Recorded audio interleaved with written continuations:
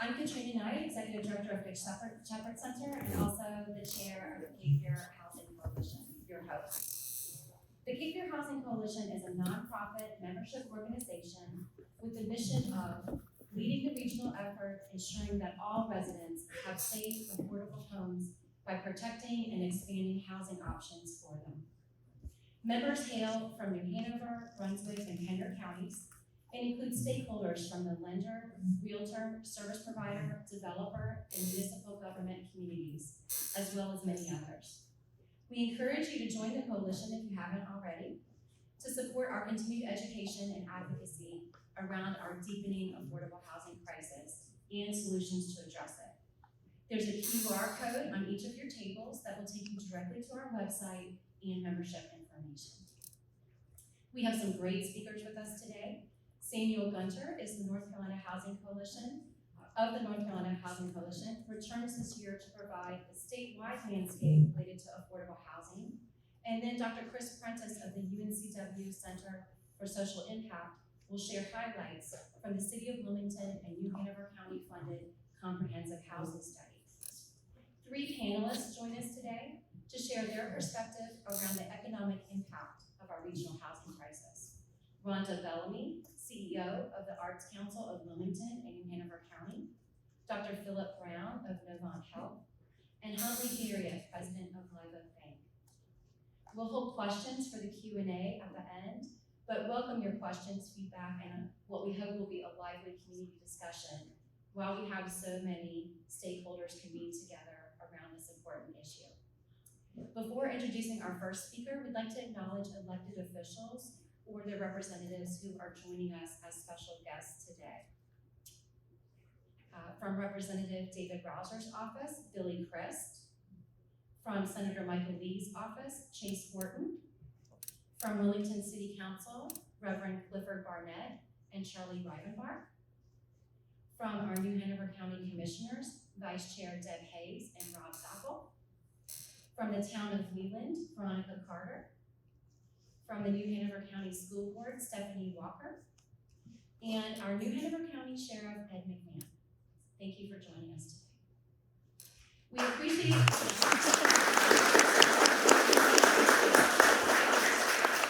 We also appreciate UNCW for serving as a presenting sponsor.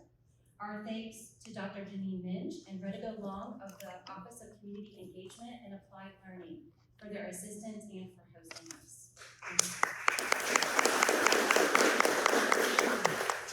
Thanks also to the sponsors of today's event, the City of Wilmington, New Hanover County, Buyer's Choice Realty, Team Gale of Coldwell Banker Seacoast Advantage, East West Partners, Copycat Print Shop, Cape Fear Collective, AARP North Carolina, Cape Fear Habitat for Humanity, Warm, Pillow Pads, UNCW Campus Dining, and Good Shepherd Center.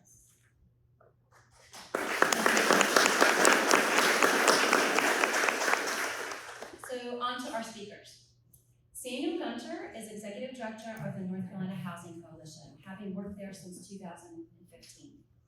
He currently chairs the Housing Recovery Support Function of the North Carolina State Recovery Task Force, is appointed to the North Carolina Interagency Council on Coordinating Homeless Programs, and sits on the Board of Directors of both Habitat for Humanity of North Carolina and the Council of Independent State Housing Associations.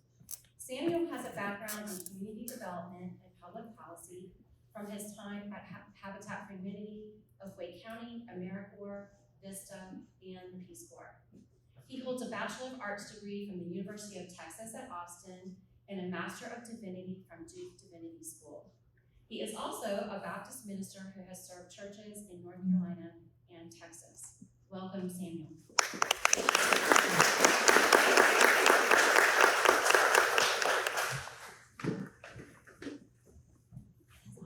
Morning. It was a dreary drive from Durham this morning, but we made it. I'm excited to see you all and see you in person. It's been a while. So we got to update that resume. For those of you who've served on boards before, I just termed out of the Habitat for Carolina board, so I'm going to miss them. But there's this relief that happens when it's awesome. one more meeting that I don't have to go to anymore, right? It's a pleasure to see you all here. I'm going to talk for just a short time here at the beginning. We're going to have some folks run through some more data locally and so on. But I want to kind of give a big picture of where we're at the federal and state level and how that impacts local governments in North Carolina on the housing front. So, last couple of years have been a wild ride, right? I know, I was just telling a couple of folks, I haven't had a full week of childcare since before Thanksgiving. So things have been a little bit out of control. And for anyone who does work in the housing world, you know that prices have been out of control, right? Which has impacted a lot of construction costs, rents, and so on. We've seen those numbers creeping up, although those numbers creeping up started well before the pandemic, right? Housing has been getting more expensive for a minute here in North Carolina. So over the last couple of years, we've had these big things on the horizon, right? We've had the pandemic, and we had spooled up federally eviction moratorium, emergency rental assistance that kind of kicked up nationally. We had the CARES Act, the American Rescue Plan, and all of these had emergency rental resources. There were housing resources connected to them. And we have seen increasingly folks trying to reckon with what housing means in this new world. In the midst of the pandemic, what was already kind of happening nationally in a lot of our growing communities around the country, and especially here in North Carolina, we were already beginning to see some incredible cost burden, right? It has always been true everywhere in the country that if you are low income, if you are making low income, it is almost impossible to find housing you can afford anywhere in the country, right? What has become true over the last 5 and 10 years is that burden has been creeping further and further and further up into the middle income bands, right? And so it's folks have started to feel it who maybe weren't quite feeling it before.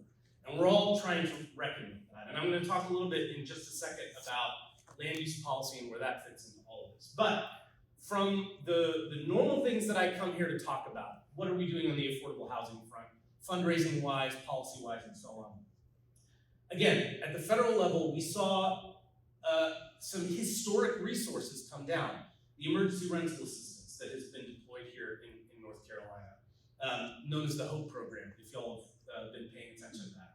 We've had historic investments through the American Rescue Plan that were meant to sort of backfill some of the cost overruns that we were seeing.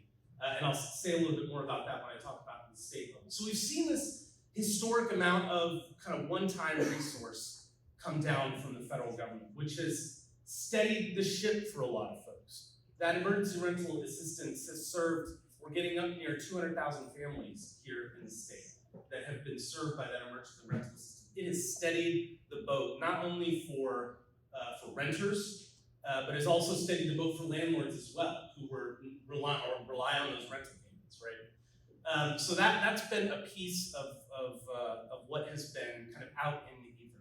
Then the other resources that have come down, the state has now spooled up a homeowner assistance fund. So this is the mortgage side that just opened up end of last month. So we spooled up the rental assistance, and now the homeowner assistance is coming online, which is very exciting. Some of those forbearance protections, they extended out a little bit longer, gave homeowners who were struggling a little bit more runway, and now those resources are starting to be deployed through the finance agency. So again, historic resources. This last legislative session was a wild one. we got a budget, which was really exciting. We haven't had one of those in a while. And one of the things that was at issue for affordable housing in particular, our biggest resource right now, the biggest one we've got, is the low-income housing tax credit. That's the game when it comes to new construction. One of the challenges that we've seen in the deals that from the past couple of years is you get a tax credit deal approved, and in that is baked in some construction costs, but now all of a sudden, those construction costs have gone wild. And so deals across the state were dealing with significant gaps in their financing structure. And that is exactly what the American Rescue Plan was designed to address. And so a lot of it was an issue on the affordable housing front at the state level in this last legislative session was trying to figure out how we make up that gap with money that was designed to do just that, right? And so part of that was deploying $170 million in workforce housing loan program funding to essentially make up those construction gaps for the last 2 years, as well as potentially fund this year. I don't want to get in, I see a couple of LIHTC folks in the crowd, and there's very specific updates on that front that I can give you afterward. I don't want to get in the weeds with everyone because there's some federal stuff that we got to like on that. Broad themes: historic resources, one-time resources coming from the federal government. And then the need for deployment from the state level. What are the challenges that we have seen? I'm going to walk back a little bit all the way to Matthew and Florence, right? Resources come from the feds, state coordinates, and that's been a challenge, right? I think those of you down here and all across Eastern North Carolina kind of learned firsthand how frustrating it is when we have resources but don't have an infrastructure in place to deploy those resources quickly and efficiently, right? And I think that has been the story for a lot of housing advocates at the state level over the last couple of years, is realizing that a lot of our housing functions in state government are scattered, right? We have the finance agency, which does an excellent job working on the financing of the pieces. We've got emergency ESG money flowing through Department of Health and Human Services. We've got CDBG money flowing through Commerce. We've got money flowing through DEQ. We've got money, all the emergency rental assistance flowing through the Office of Recovery and Resiliency, which was created in response to the hurricanes because we didn't have an infrastructure in place, right? So now the office that was created just a couple of years ago to deploy that $500 million in disaster recovery funds is now also tasked with this historic emergency rental assistance statewide.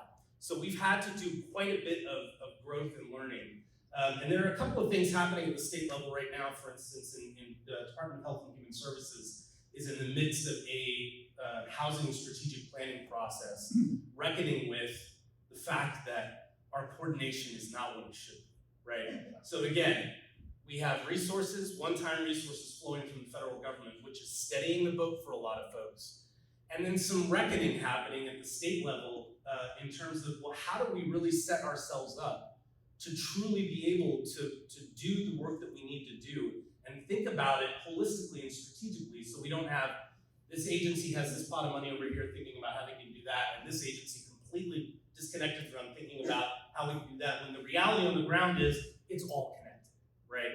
And I think we're going to touch on that in our panel a little bit later on, that when we think about things, we often think about them in silos, but they are so intimately connected that it works against you when you try to unwind it, right? And just tackle it just one by one. So, resources from the feds, big one-time resources from the feds. Working on our coordination at the state level and successfully getting some of that deployed, I think, where it needs to go to continue to steady the ship after the last 2 years.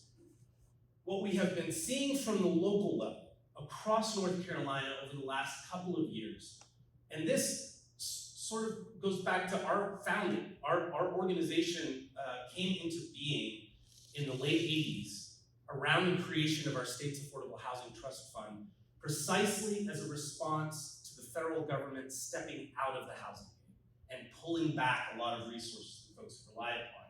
And our organization came into being from a bunch of advocates scattered across the state, asking the state to step up into that gap. You push that on a couple of decades, and here we are, and what is happening is a lot of local governments over the last couple of years have realized they are needing to step into gaps that have been created by the state vacating certain things, not doing things that they had done previously, and the federal government also not doing some things that they had done previously. And so we have seen my city of Durham, we've seen Orange County, we've seen Charlotte, we've seen Asheville, we've seen Greensboro put 1, 2, 3 different bonds on the ballot to deploy local resources so that they can take these big federal programs, right, that are something that you can hang your hat on, like, say, the low capacity tax credit program. This is a thing, there's an ecosystem built up around it that you can deploy. The state then figures out how we disperse that, but then it's local government, right?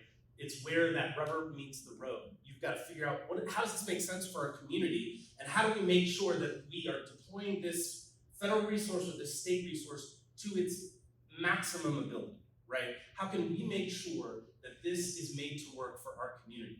And part of that is having local money to be able to say, okay, we're gonna deploy it, and then this is how we're gonna figure out how this makes sense for our community.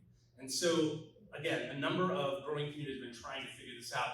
And initially, it was the Raleighs and the Durhams and the Charlotte, it was some of the bigger cities. But more and more, my phone is ringing off the hook from folks in smaller counties who are 2 and 3 counties away from some of these, from the Triad, from the Triangle, because they're starting to see that growth creep out, and they're starting to think long-term about what their housing needs are gonna be.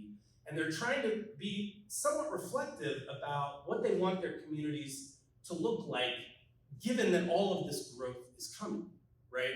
Because it's a lot easier to do that on the front end. And so we've been talking with folks a lot about land use, right? If you're growing, this is a geography problem. It's a geometry problem, right? You can go up, you can go out, right? And for some communities, there's not a lot of out to go to. So there's this land use piece that is kind of undergirding all of this, as well as the resources that are deployed.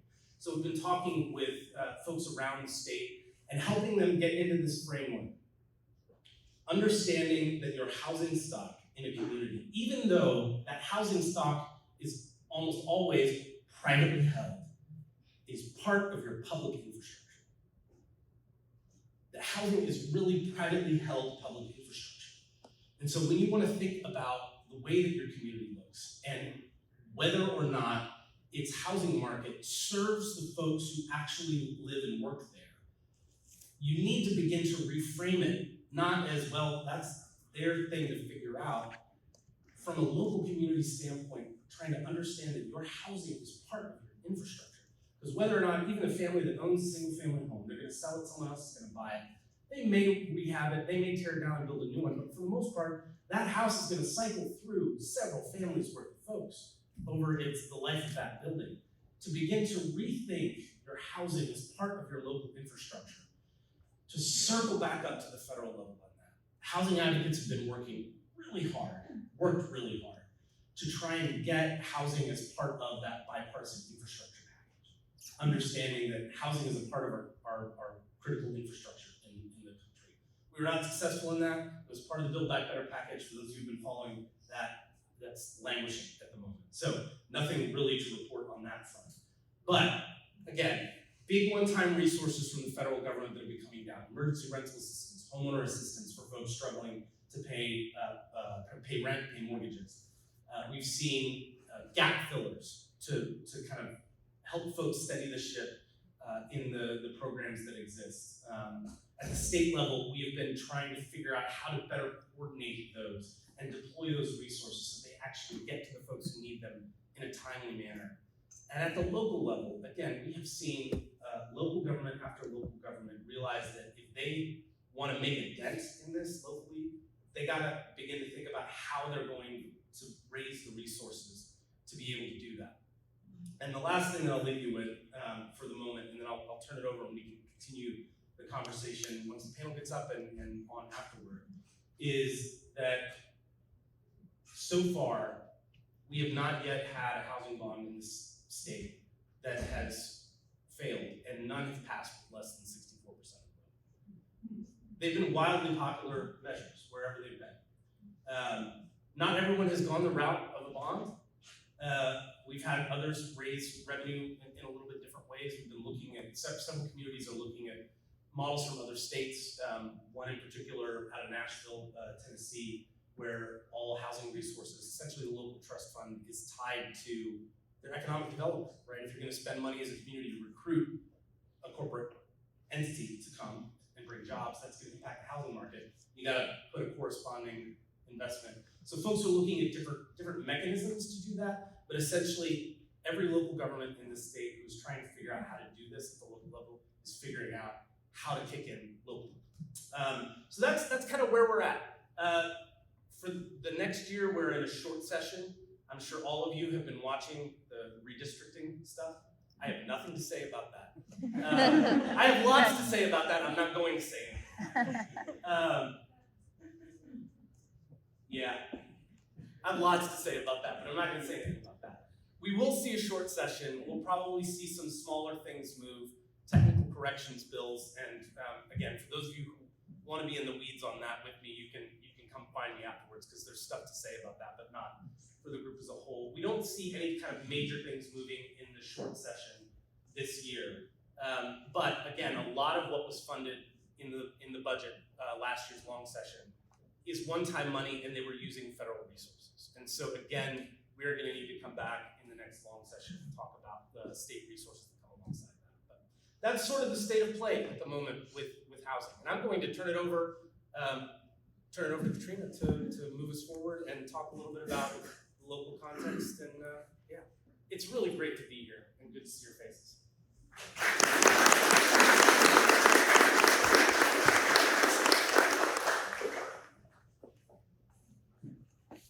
Thank you, Samuel. You may remember that the city of Wilmington and Hanover County together funded a comprehensive housing study that came out last year. We thought it would be helpful to lay the groundwork for our panel discussion by having our friend and colleague, Dr. Prentice, first share highlights from that study. About Dr. Prentice. Dr. Prentice is director of the Center for Social Impact and an associate professor of nonprofit management here at the University of North Carolina, Wilmington.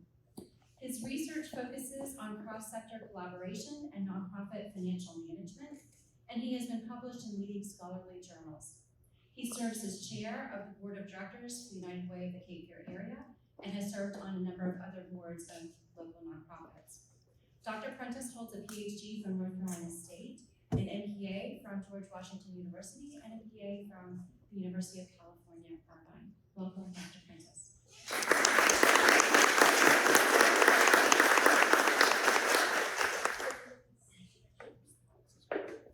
Hey everyone.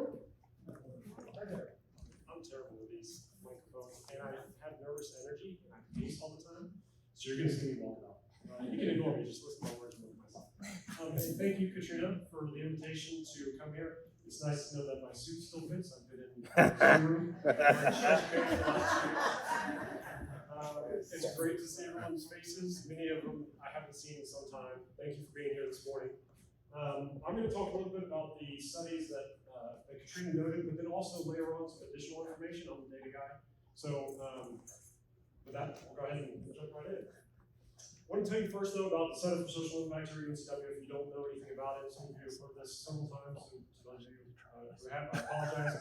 We see ourselves as UNCW's front door for social innovation and impact. We envision a community that uses data and best practices to collectively address some of our region's most pressing problems. We do that through multiple means. First and foremost, we're interdisciplinary, community-engaged staff of individuals, faculty, and staff. So we're pulling from economics and public health and nursing and sociology, some of the best minds to work with local partners, including Cape Fear Collective, Novant, among many others in this room, to hopefully develop actionable insights that you can find useful to help with your programming, facilitate cross-sector collaboration, and build nonprofit capacity.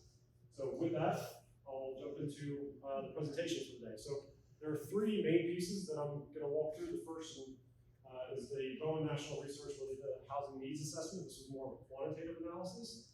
So you're going to see a lot of slides with charts and tables. Don't nod off, please. We're also going to go through briefly some of the relevant findings from UNCG's public opinion study on affordable and workforce housing in the region. I'm also, many of you know, the work that I've done with Cape Fear Collective. It's been a privilege to do that. I'm going to pull a little bit from their inclusive economy report to layer on some additional nuance and context for our discussion today.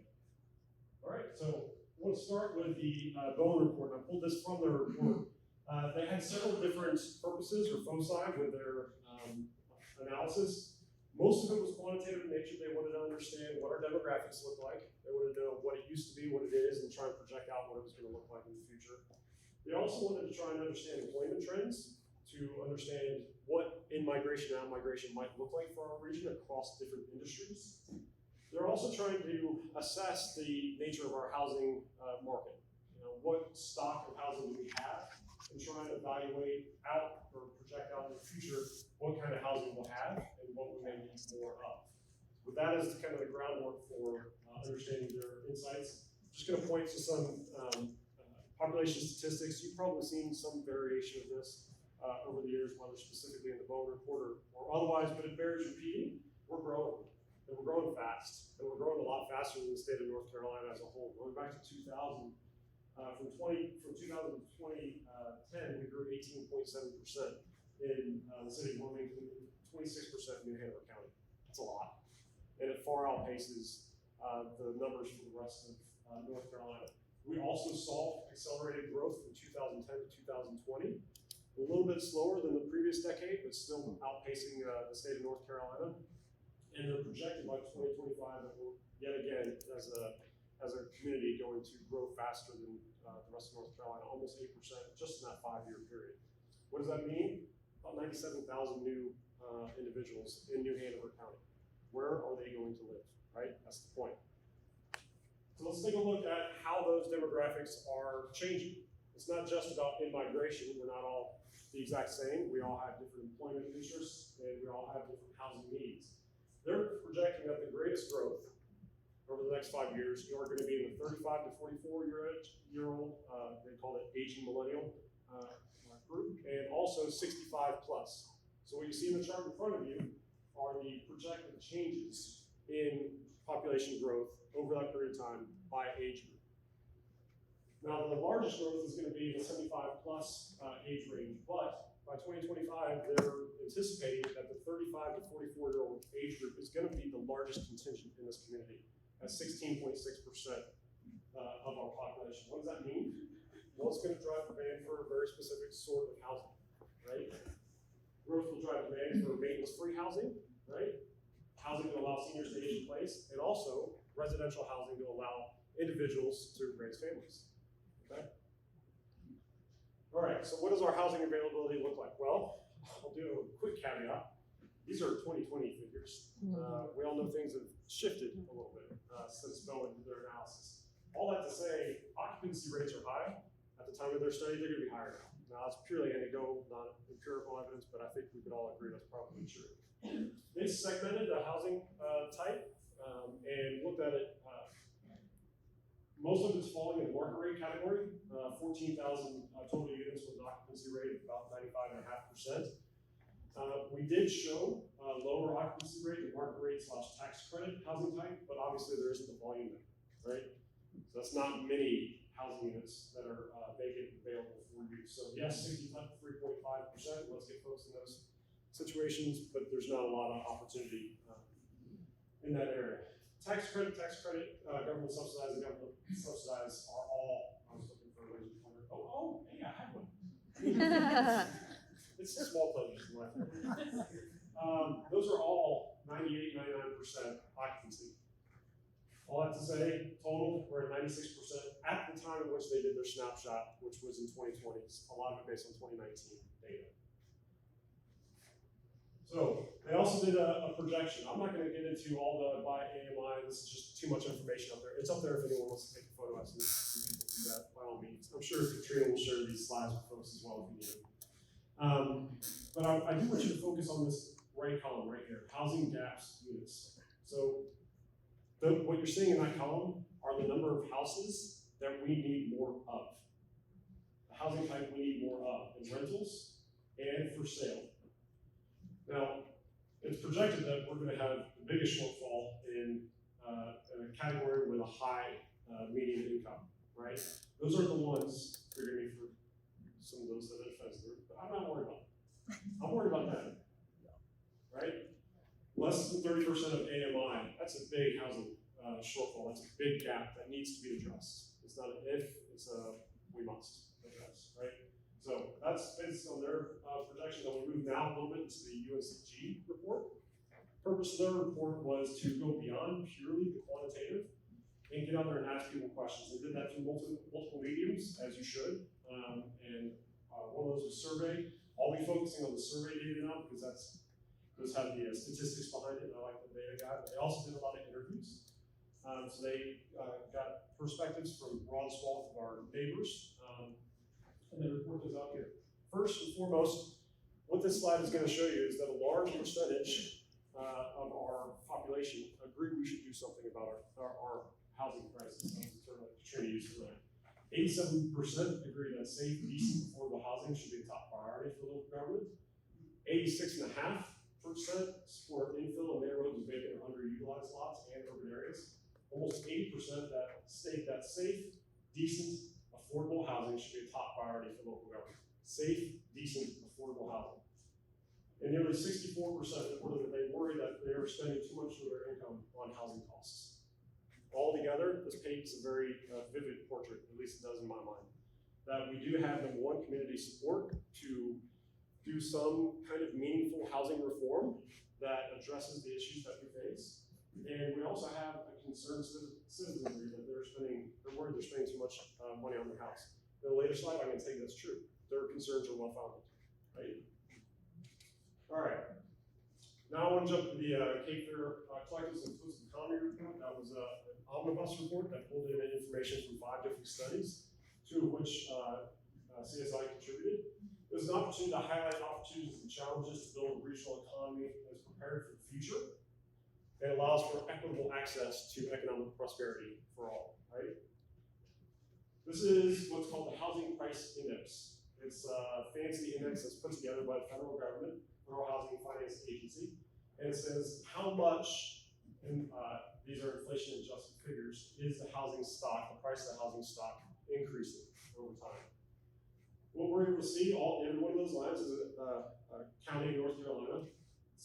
The black one is the state median, so what's the middle for the state. The gray ones are other counties within what Cape Fear Collectives considers their catchment area, so 8 counties. You see New Hanover County up there. That's alarmingly high, much, much higher than others, right? Now I want to talk a little bit about not just housing price, but also salaries, income, affordability of some of these units. What you see in front of you, and I understand it's small print, and many of you won't be able to see it, so I apologize, but it is a large and I'll walk you through part of it. What you see here are salary ranges by different professions. At the top, you have lawyers. At the bottom, you have fast food and county workers. The range is 25%. Sorry, I'm shaking. Too much coffee this morning. 25% to 75%, with the black bar in the middle of that interquartile range being the 50th percentile, the middle. Okay? So focus on the middle. Yeah, there are bigger ranges for some of these professions. Now, the 2 vertical dotted lines you see here are 2 different measures that you can use to help understand whether individuals living in this area are making enough money to afford their house and have sustainable lives. The one on the left is the salary needed to afford without being, based on the definitions of the federal government, without being cost burdened, the salary you need to have a 2-bedroom fair market rate apartment. And that salary in Hanover County is $42,760, okay? Now that left dotted line, the salary you need to afford, is to the right of all these professions. Meaning all those professions on the left, starting with carpenters, firefighters, office clerks, laborers, nursing assistants, cooks, restaurants, preschool teachers are making less than the amount needed to afford housing without being cost burdened. Okay? The line on the right, the dotted line on the right, is called a self-sufficiency standard. It was developed by smart folks at the University of Washington. They took into account not just, it's a cost of living, if you will. Took into account housing, food, childcare costs, education, whatever it may be. And they say for a single mother, 1 adult, 1 infant, a single mother with an infant, you needed a self-sufficiency standard of $48,052 in this community. That right dotted line is beyond even police and sheriff patrol officers. It's right where we find licensed practical and licensed vocational nurses, right? Taken in sum, this says we need to do better. We need to figure it out. And I'm here because I believe we can. I'm not all doom and gloom. The word bleak came up when I was talking to a colleague about some of these statistics. And I'm like, wow, I wish I didn't know that. Okay, well, first of all, it's important to know it, right? It should be on our radar. We should be paying attention to these things. And bleak to my mind, suggests that it means we can't do anything about it. And I couldn't disagree more. To me, this is an opportunity and indeed, I'll call it a call to action.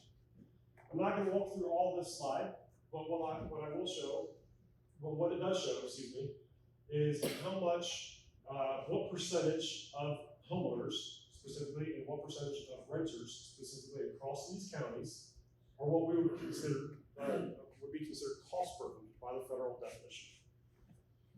For this group, I'll focus on New Hanover County. 23.5% of residents that own a home are cost burdened in New Hanover County. Take a look for rent. For those of you that can't see it, I'll call it out. 53.3% of renters in New Hanover County, by the federal definition, are cost burdened. Right? That means they're spending more than 30% of their gross income on housing related issues.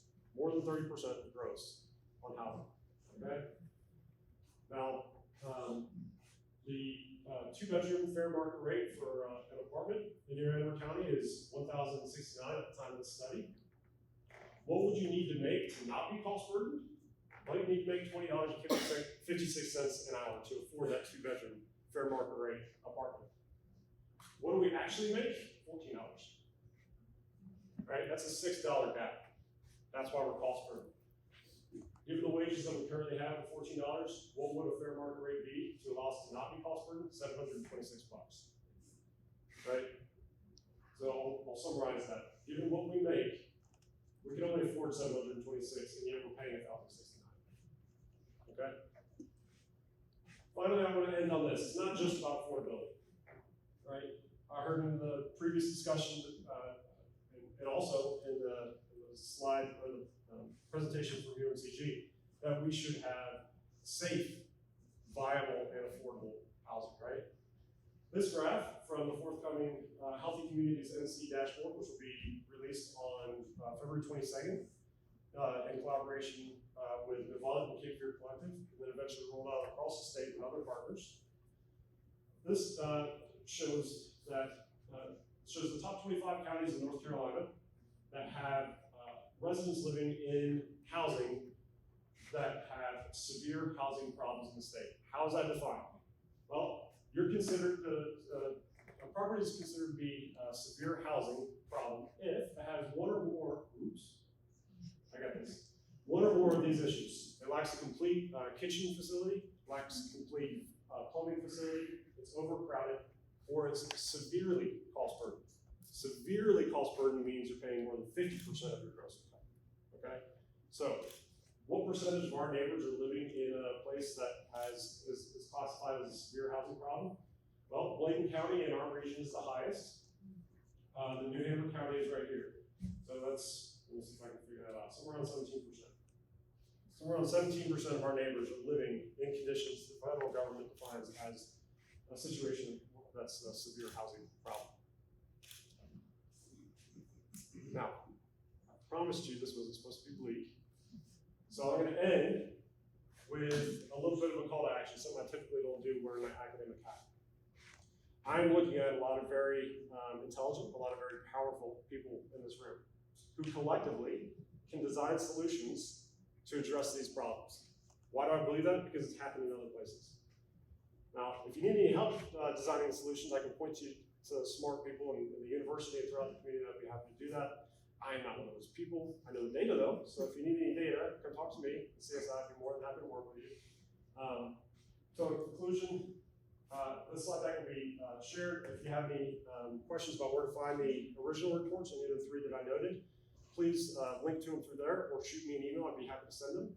Like I said, this is not bleak, this is an opportunity that only we collectively can do something to address. And I believe, honestly, we can. So thank you for your time and attention.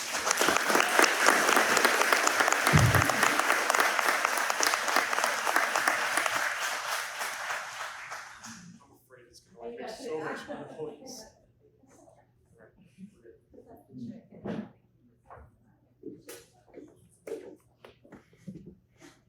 Thank you, Dr. Prentice. If you'd like to see the full study, I think it's most easily accessed on the New Hanover County website. So you can go there for the actual comprehensive housing study.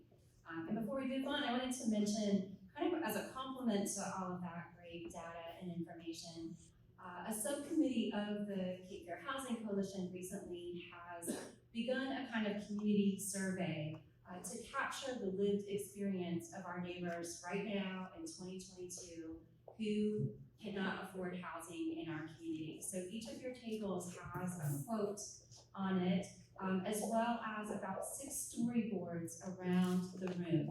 These are quotes, some of them captured within the last week, from New Hanover County employees, from seniors, from service sector workers, veterans and others, our real life neighbors who right now today either never could afford to live here or increasingly now cannot afford to live in the community where their children go to school, in the community where they work, where we desperately need them to support our shared quality of life. So I encourage you to take a look at those on your table, but also perhaps after the event to spend some time looking at the storyboards around the room. And we thank the volunteers who have put so much work into collecting those. So now I'd like to invite our 3 panelists to come and join us up here. And Samuel will be returning to moderate the panel. And I'm going to make introductions as they make their way up here. Rhonda Bellamy is the founding executive director and now CEO of the Arts Council of Wilmington and New Hanover County, an agency she helped establish in 2012. Prior to full-time work in the arts, Rhonda was an award-winning news director, anchor, and talk show host with 22 years in radio, television, and print in the Wilmington market. Currently, she is host and executive producer of Around Town with Rhonda Bellamy on WHQR Public Media. Rhonda was a co-founder of the Black Arts Alliance, establishing the organization's signature North Carolina Black Film Festival, which has honored her with its Lifetime Achievement Award. She is an author, editor, and performing artist. A native of New York, Rhonda graduated from Wilmington's Laney High School and North Carolina Central University, where she holds a BA in English with a concentration in media, journalism, and graduate credits in instructional media.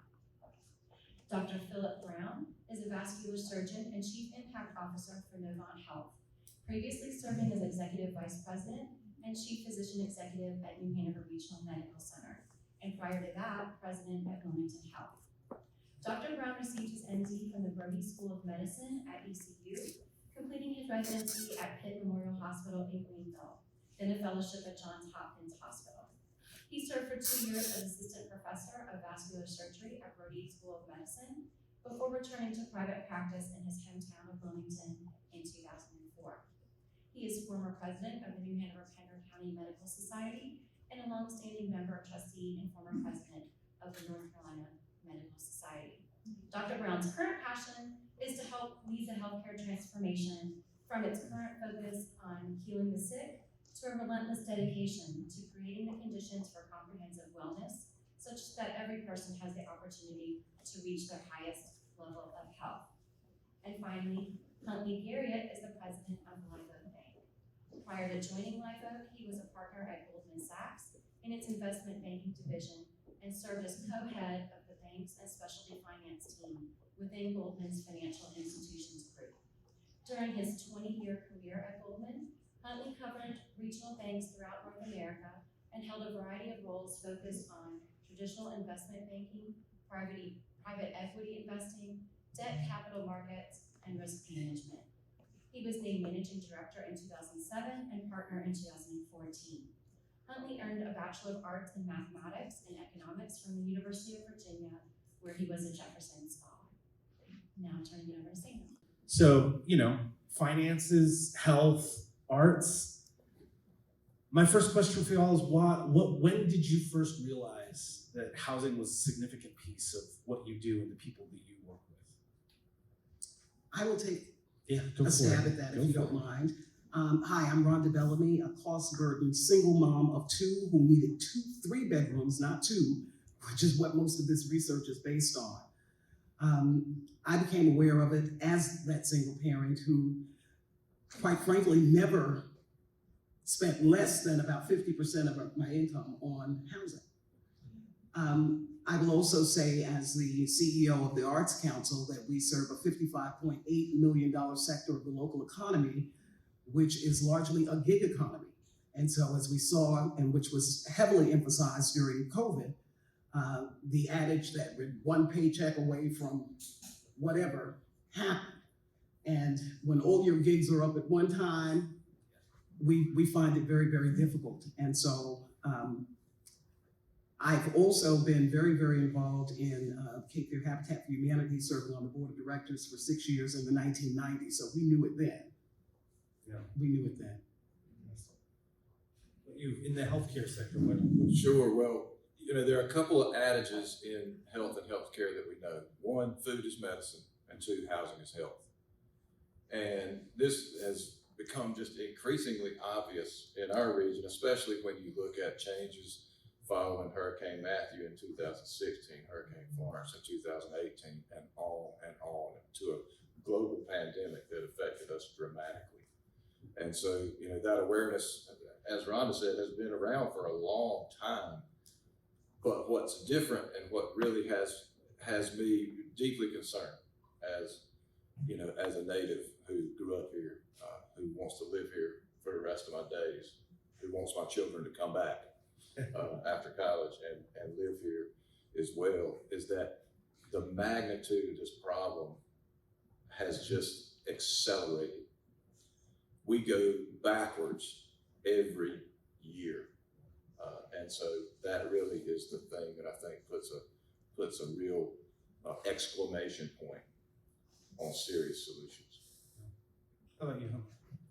So definitely the least qualified person up here, in terms of background. But when I was in college, my roommate asked me to go to a Habitat for Humanity meeting with him, which I'd never heard of the organization before. And there were 3 people in the room, and so one was president, one was vice president, and I was the treasurer. And 2 years later, That's how they get you. Yeah, 2 years later, I was running the organization. We had over 100 members, and we built a number of houses in Albemarle County. So sort of first experience to what housing can actually, the impact housing can do. Spent 20 years in New York City, where problems are so big and so vast, you almost don't even know how to address them. And you can give money, you can volunteer time, and it feels like the proverbial pebble in the ocean. And 3.5 years ago, moved to Wilmington and started to sort of get involved in this community and realized that, yeah, the problems are real and they're big, but they're actually manageable. Like, we can actually really sort of change the trajectory of this. And then sort of through the work I had done in New York and then now at Live Oak, taking private company, private market solutions and applying them to public problems and thinking about finance, thinking about the way we can innovate, the way we can try things. If it works, great, do more of it. If it doesn't work, okay, shucks, go do something else, right? That this is solvable. We can actually do this. So that was really the passion that I found here once moving here on this topic. So as we were running through the data, right, we talked about this federal definition of cost burden, right, the 30%. One of the things that I often run crowds through when we're talking about affordable housing is, like, take out of your mind who you think this is, because it is how much do you make, how much does your housing cost? If it's more than 30%, that's you, right? And who lives in affordable housing? Hopefully all of us. So my question for y'all is, when have you begun to see that? When did it crystallize for you that this wasn't just a low-income problem?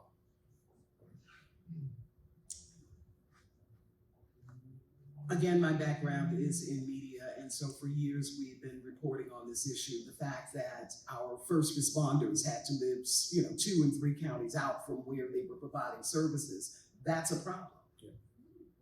Yeah. And, likewise, in the health system, it's how the team members are affected. When we have such a large percentage of our team members that can't afford to live here, and realize that many of the folks that work in the health system, typically work a 12-hour shift anyway. Yeah. If they live an hour away, and this is how things connect, they live an hour away, that is a 14 to 16-hour day. And when we get to those counties where they live, then we notice that the educational outcomes for their children may not be as good. They're not at home to help their children learn, for instance. And, their cost of that transportation is high, so they don't have other resources to give into their communities where they live. So it's really a regional problem that was crystallized for me through what's happening to the folks I work with on a day-to-day basis that really are the part of the heart of this town. Yeah, I'll ask that. I got kids in daycare right now, and one of our daycare providers in North Durham commutes in all the way from Rocky Mount every day for a childcare job. Huntley, how about you? How do you see this? Slightly different lens. So Live Oak, we spend most of our time thinking about small businesses, and we think about the value that has in communities. We do that nationwide, but increasingly we've been doing it here in Wilmington. It's really hard to run a small business if you've got a problem with your home, right? If you don't live in safe, decent, affordable place, if you're dealing with financial trauma at home, it's really hard to get a business off the ground and to be able to focus on that. And the interlinking of that is so critical. And so it's just kind of, somebody made the comment earlier, it is all interconnected, right? Every piece of this matters, and housing is the foundation of it. So as part of that connection, I think one of the things that is striking to me is cost burden households on average are spending 52% more on non-essentials than folks that are. So if how does this, in thinking about how this connects with our local economy, right? Shoring up folks' housing in a way that we see impact out in our broader economy. What does that connection look like to you? I would say that considering the fact that we are the second smallest county in North Carolina, surrounded by water on three sides, a peninsula basically, that we needed to have started 20 years ago, increasing the land that is available in land trusts. And this is something that the city can do. You can increase the land that's available, because once the land is gone, what do you mean affordable? It's not affordable now. Once the land is gone, that's it. Well, the whole thing, again, that interconnection is what's really profound in my mind, because you see how it works. When one hill is steeper, so is the next one, and so is the next one, and so is the next one. And at the point which you're making your decisions based on whether I keep a roof over my head, or whether I eat healthy, or whether I'm able to keep my kids in preschool, or whether I'm unable to do that, and so I can't enter the workforce. All those factors come together to really just spell a dangerous situation for such a large percentage of our community right now. And I think there's two lenses to look at this. One is there's the long term, right? Of course, we need health outcomes, we need education outcomes. These are multi-generational things we're doing, but there's also the now, right? And there's the person who's making that marginal decision every day of where to spend or not, and releasing that burden. Yes, there's economic outcome, they'll go spend more goods and services and drive economy, but also those marginal decisions, and then you lead to bad outcomes that happen every single day. So I think looking at both of these lenses really helps, because you get excited about where we're gonna be 10 years from now in 2030, but you can also know that every single time somebody's in a safe home and their kids are going to a school that they actually feel safe in, like that matters, and that changes the trajectory. Yeah, I would add to that so one of the things that we do at the coalition, we're an intermediary for housing counseling agencies across the state. So first-time home buyers, credit repair, things like that, that we do training, we help with assistance. So one of the things that we often see, folks will talk about the need for financial education. How do we navigate this so that we do the thing that we need to do? And one of the things we have to keep coming back to is you can't financial education your way out of not enough money, right? And so if the rent eats first, right? If your mortgage eats first, and that takes up the bulk of it, then all of a sudden every other decision is just fraught with the one tiny mistake. And I gotta tell you, with a 6-year-old and 3-year-old twins right now, my wife and I are making a lot of mistakes because we're just tired all the time, right? Like we're not doing the most efficient version of whatever we're trying to do. It drives me crazy sometimes, but so I think that's a key piece of this. But when that burden is lifted, all of a sudden you're able to kind of look out and there's a benefit that seeps out into the world. I think the corresponding question is, given the growth that we are looking at, what is the potential threat or cost to us for not setting the table for what's coming and for what's already here? Ron, you don't have to answer every question. Thank you. That's Yeah. So Dr. Brown is gonna answer this one. Yeah, you're a heck of a fella, what a great question, because, I'll tell you, we're looking at a tale of two cities in a lot of different ways. And, when I think about what the potential is there, it's unbelievable, right? But we have a problem in the heart of our town. And you just saw it in the data that Chris presented, right? Because the people that make this thing work, whether they're firefighters, police officers, small business owners in some cases, health workers, school teachers, can't live here. And that's going to be the ultimate limit to growth, right? No one is going to want to come here and raise their families, the second leading area of predicted growth, if we don't have enough school teachers to teach their children and give their children an opportunity to be successful. We hear that already now when we're recruiting. So, when I was growing up, the big thing was always I-40 to Wilmington, right? Like, the last leg was Benson to Wilmington. It's open, let's put it all out. The threat is, what if the peninsula becomes a ghost town? Because we have underinvested in this for 2 decades plus. That's the threat. And we don't have to have that future. But if we don't do something remarkably different, that is where we're headed. Make no mistake about it. You just saw the data. And this is a staggeringly expensive problem to deal with. It's almost mind-boggling, but we can do it. This community has risen from things before, from railroad leaving to all kinds of stuff. We absolutely can make the investments we need to do now. We have got to immediately set targets to quit going backwards with this problem. Immediately. That can be done by 2030.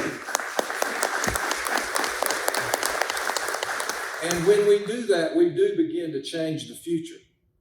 Because again, all these investments are interconnected. As we begin to solve the housing problem, the education problem gets better. The food problem gets better. We already have wonderful educational institutions in the community, with Cape Fear Community College growing, with UNCW, the fastest growing institution in the university system. These are things that are tools that we can use. They will all go away if we don't deal with this problem. And so my plea, not as a doctor, but as somebody from Wilmington, who loves Wilmington, who always wants to be in Wilmington with my family, is that we accelerate what we're doing, we get really serious about it, and we make the deep investments that are required without starting at perfect solutions. There's no perfect. It's a multi-part solution. It's private sector, it's government, it's things we haven't even imagined can happen yet together, as we start looking at the Healthy Community Dashboard that has 21 different levers that we can apply against each other to elevate what's happening in our city and in our region. So, sorry I got a little excited there, but I really believe in this, guys, and I believe in our community to make a difference. Now, I'm a Baptist preacher. I've been filling in on the piano at a church for the last 6 months. So if someone's got an organ back there, I can lead us through that.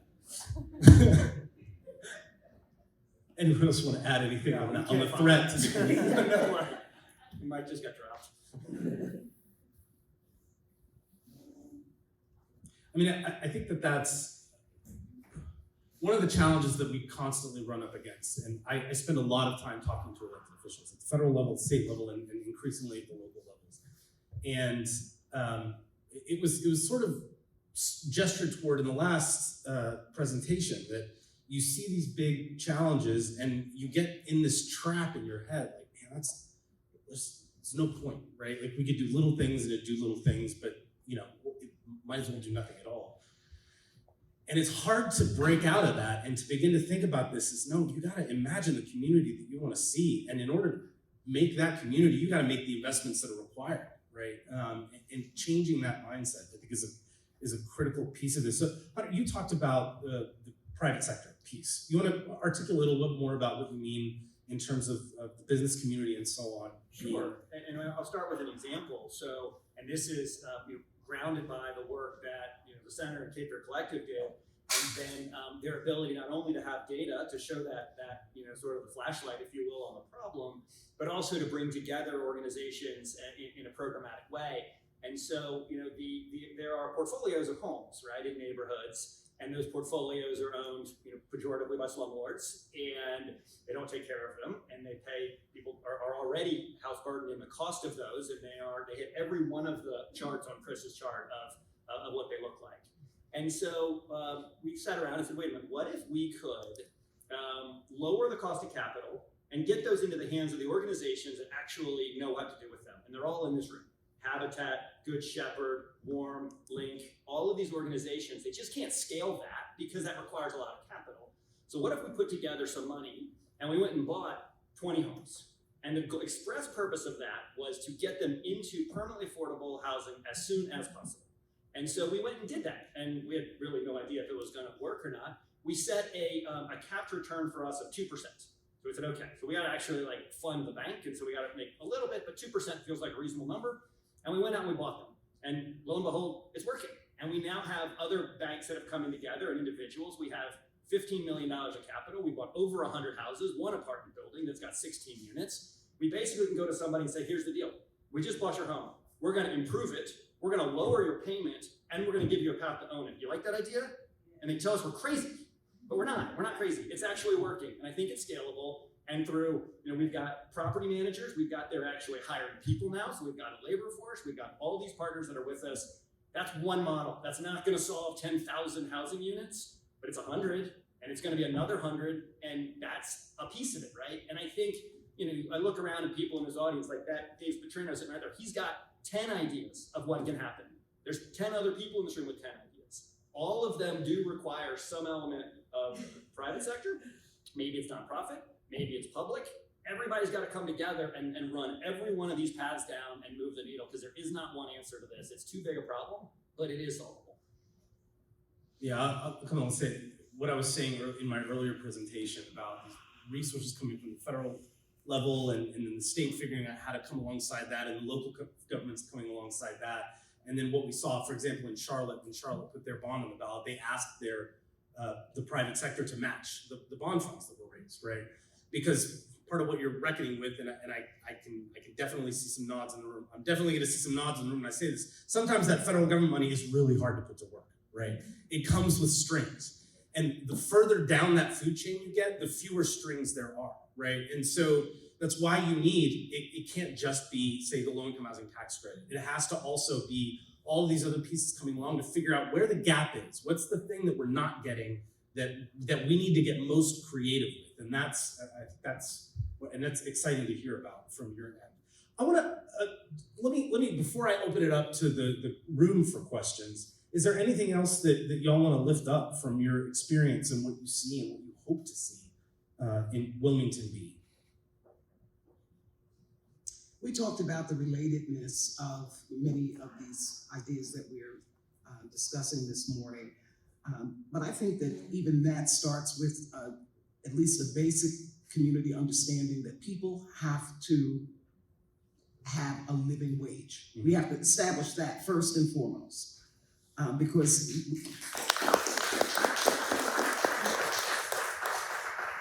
and then we can start to tackle some of the other issues. Again, I think land trust bonds, some of the other things that we've not considered are things that we need to start doing now. Yeah, so one of the, again, when I talk about this, I talk about affordable housing is basically 2 data points. How much do you make? How much does your housing cost? And you can move either or both of those to get to affordability. And I have this really strong memory of the time Nancy and I were working at Habitat Wake, and one of our, in Wake County, and one of our big sponsors, and I won't name them, when they got matched with the family, they were building a whole house, they got matched with the family. And lo and behold, the family was someone who worked at that institution. They got really excited and tried to build up this whole media campaign around that. And in the background, I think, I don't think that's the press that you really want. Like, come work for us, and the only way you'll be able to afford a house is if you go through. It's because those are connected, right? It's a connected piece. They pulled the ad campaign before they ran with it. They ended up realizing it beforehand. But yeah, let's open up. Does anyone have any questions for the panel? Paul Kennedy. Huntley, I think that's a wonderful program that the private sector is going forward with. If you look back on housing over the last 200 years, to a certain extent, where did we start? The mill town, where the company went out and built its own apartments or houses for the individual units. And the people who were working there, that's the only way they could have people to work there. We've kind of flipped over the last bunch of years to say government's got to do all the work. I don't think so. Government can do some. We'd love to get something done in Wilmington for the housing bond, et cetera. That's certainly on the agenda. But looking at Novant, is Novant willing to start spending some money to build apartment complexes? When you go out to Seattle and you have when you go out to Seattle, when you go out to various different places, companies are now actually building houses. And it's not just for their employees, it's for building the houses because they need it in the community. At the North Carolina Housing Finance Agency, where I sit on the board, we're looking at how do we find other funding sources. And it's going to come from private industry, because private industry can't find employees, okay? They're going to have to spend some of their own money to build housing in order to put people in there. And I think that's what it's not just looking at government bonds, it's not looking at federal government, it's companies realizing we got to help our employees. And so the answer, you asked kind of a direct question about the health system. The answer is yes, we're exploring what that looks like for us now.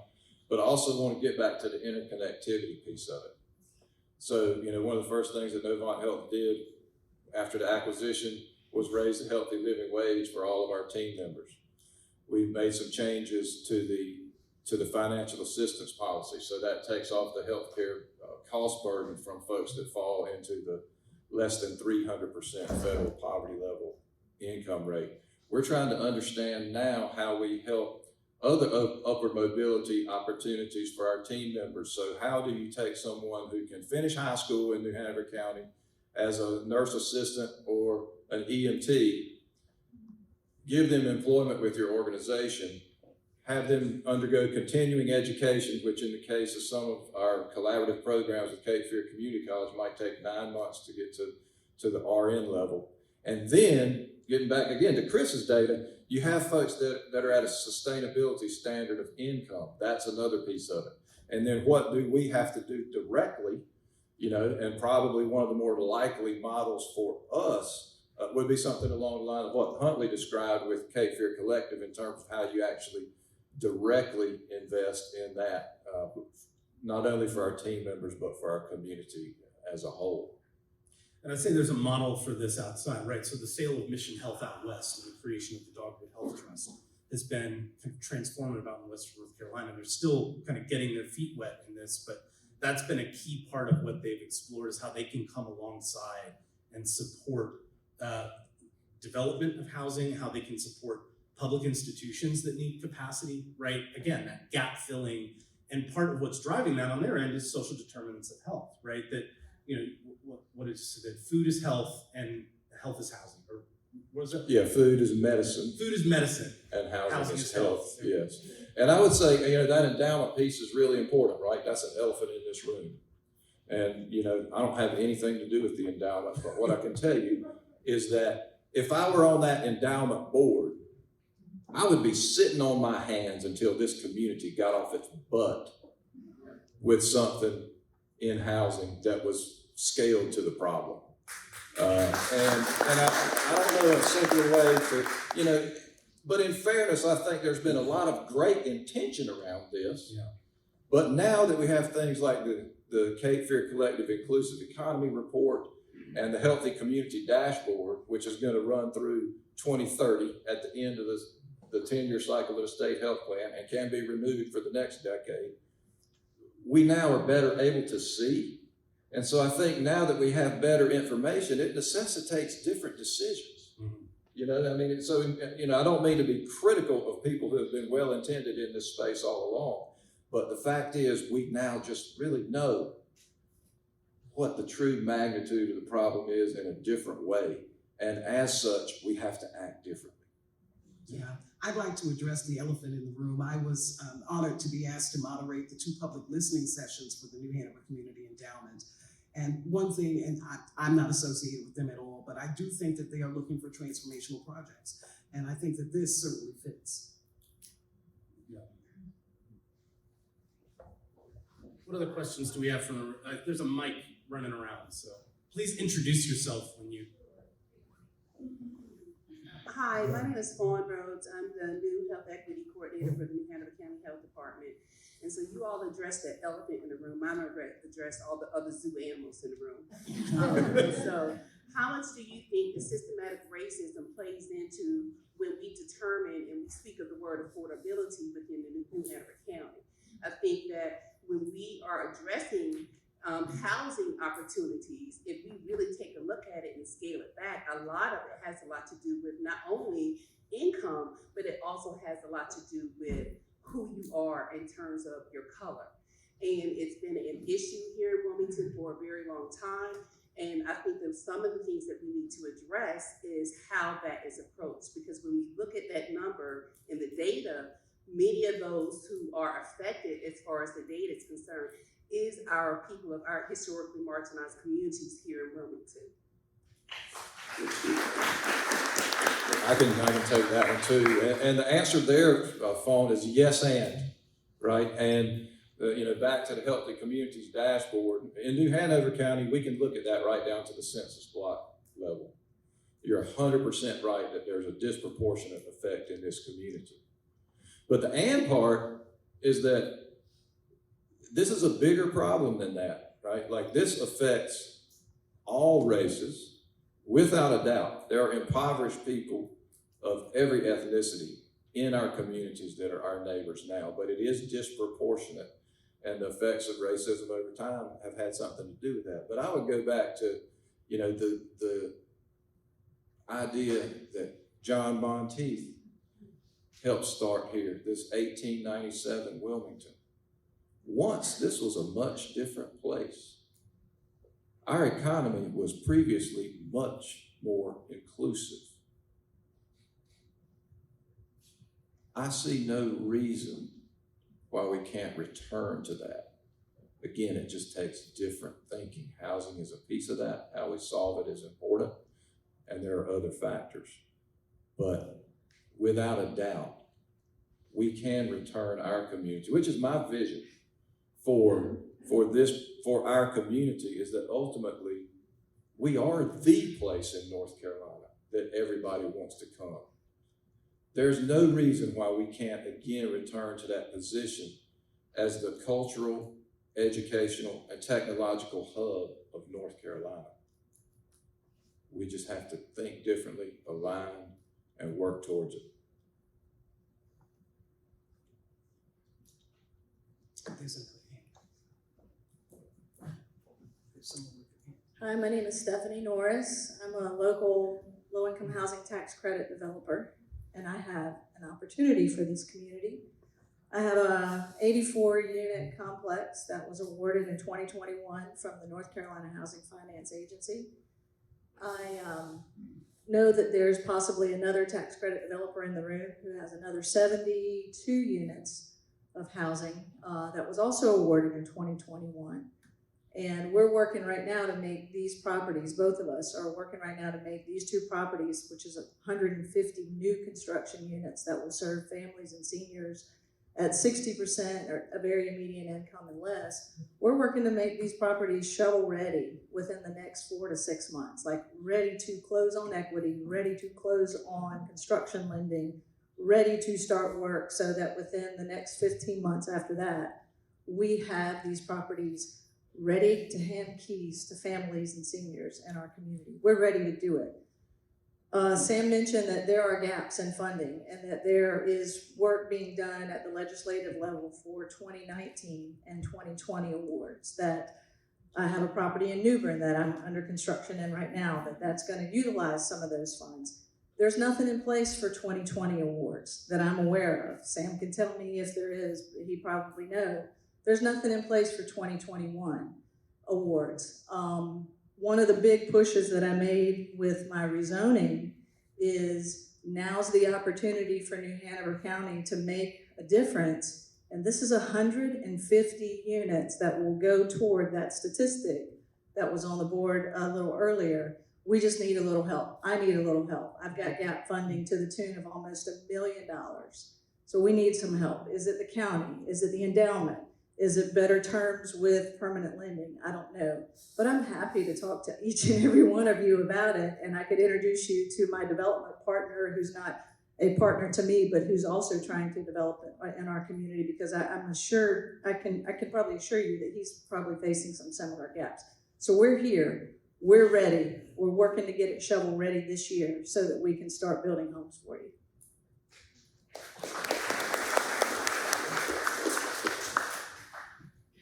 Yeah, and Stephanie, we can talk afterward about the update on all the other stuff, because it got complicated real quick.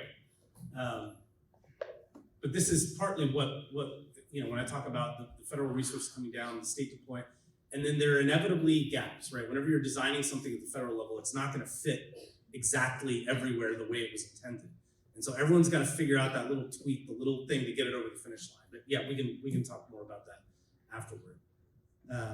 Any other questions for? Yes, microphone in the back. Good morning, everyone.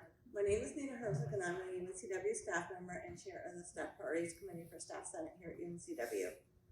I have been looking into, and this is not just an issue here in North Carolina, but it's probably an issue across the country. I know it's happening in Ohio also.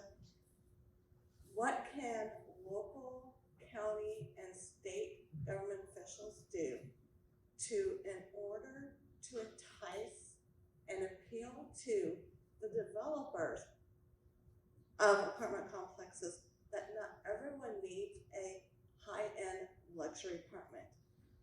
This is what I'm seeing built now in Ohio, in North Carolina. Hawthorne just opened one, just down the road here, only under $1,100 a month for 1 bedroom, 1 bath apartment.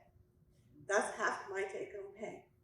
So it goes back to the information that Chris provided, and yes, I need to talk to you. So when is it going to happen that the zoning officials, government officials from local, state, county, federal, is going to realize not everybody needs stainless, and it's all about the finishes, and that's what they tell me. Well, we're putting in stainless steel appliances, we're putting in granite countertops, we're doing all high-end furnishes. I'm sorry, how often are you in an apartment? How often are you at home? I care less about a stainless steel appliance. A refrigerator that's not stainless steel keeps things cold just as well as a stainless steel one. So my question is to anybody who wants to answer this, how can our governments help in having these affordable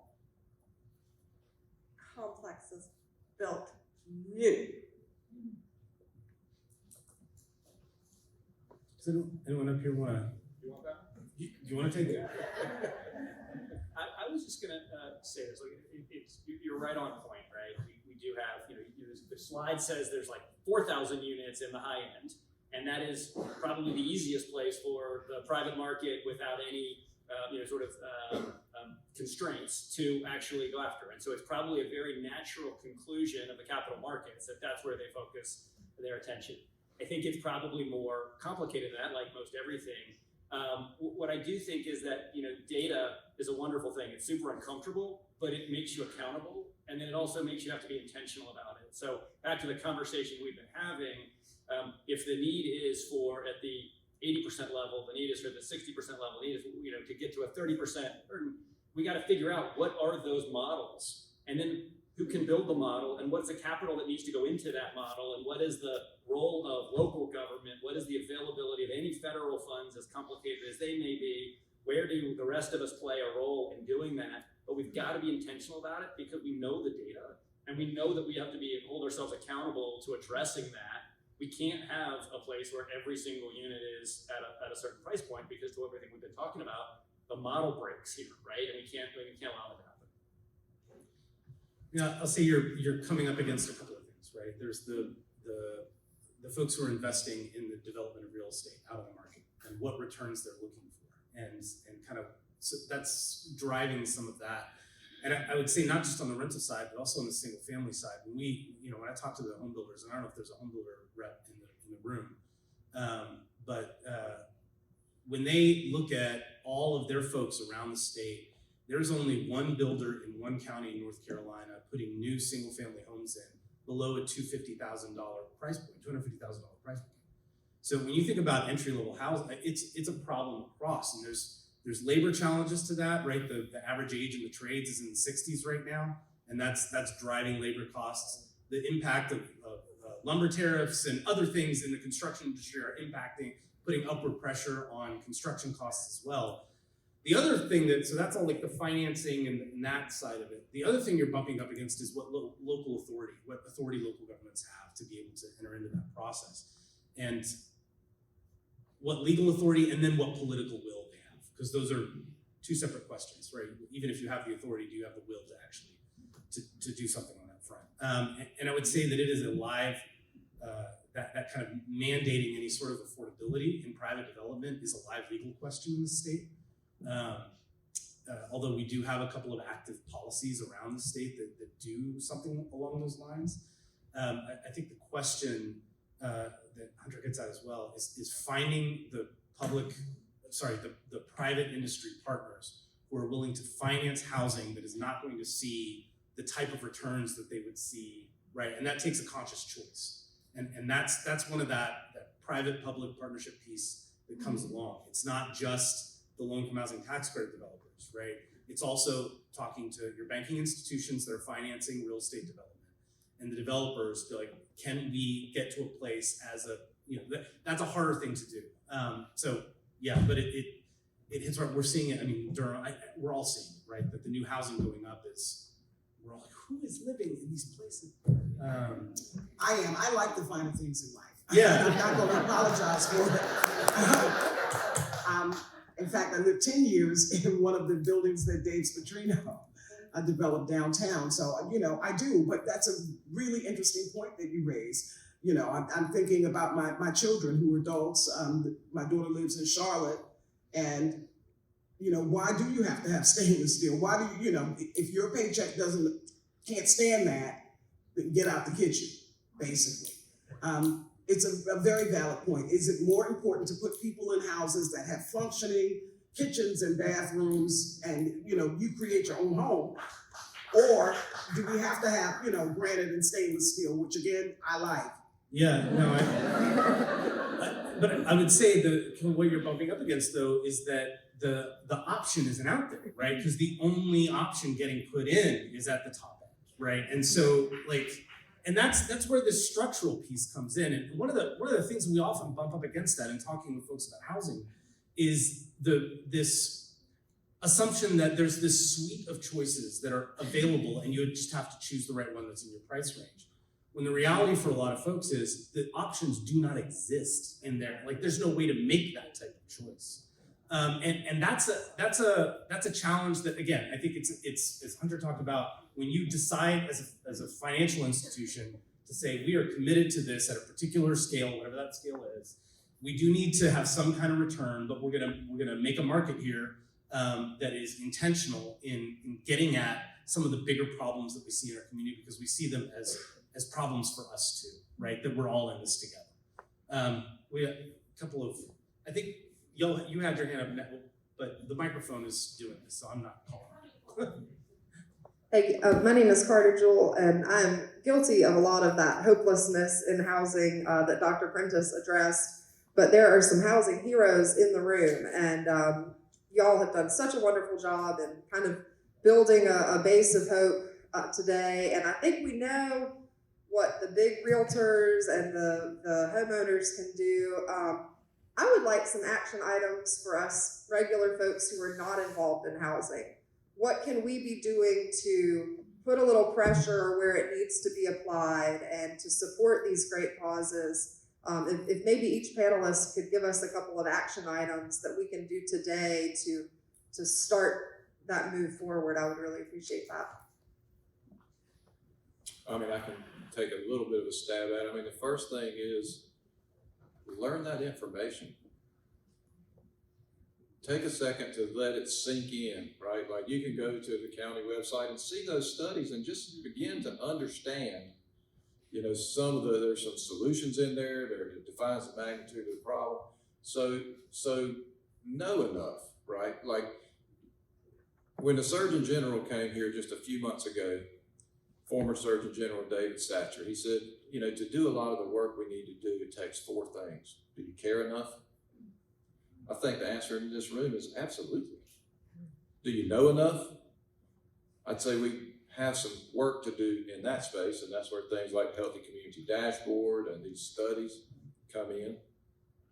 And only once you've got those two, the next step comes is, do you have the courage to do it? And, you know, that is where having that knowledge, getting a clear understanding of what the process, you know, is going to involve, how we're going to ultimately take a bunch of different pieces and, you know, and make it fit together into a puzzle. And then the 4th thing is, can you persevere? And so, you know, those 4 things are what we all individually need to do. We need to understand the problem, figure out who's doing work in the space, figure out how we fit in, and then just keep going, because this is a long process to solve the problem, but it is solvable. Yeah, I mean, the other thing I'd add is, you talk about housing heroes, you know, in this room, Habitat for Humanity, Good Shepherd, Warm, Link, Cape Fear Collective, the Center for Social Impact. There are a whole bunch of groups, and they would welcome with open arms any resources, brain power, arm power, dollars, etc.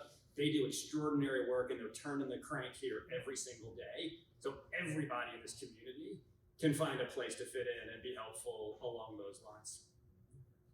I would agree. I would also say that for those of us who are not very closely involved with the Affordable Housing Coalition, let's continue this conversation throughout the year, not a one-time event, you know, with great speakers and panelists. Fantastic speakers. But really follow what each of these organizations is doing. You know, my experience has been, as I mentioned earlier, more associated with Cape Fear Habitat for Humanity, but even that, you know, I've not been as involved as I should.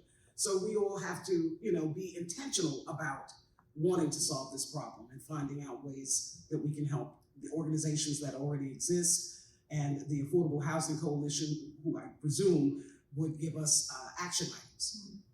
So I want to add just a quick plug. So nchousing.org is our website, and you can join the Housing Coalition. We stay on top of things at the state level and the federal level, so opportunities for advocacy there. Echoing all of that, I would also say it is worthwhile to do some honest inventory of your own housing story. How did you get to where you are? What were the things that came along and helped you, helped your parents, helped their parents? What were those transformational things that made them succeed? Because I think oftentimes we have in our heads that we did it all on our own, right?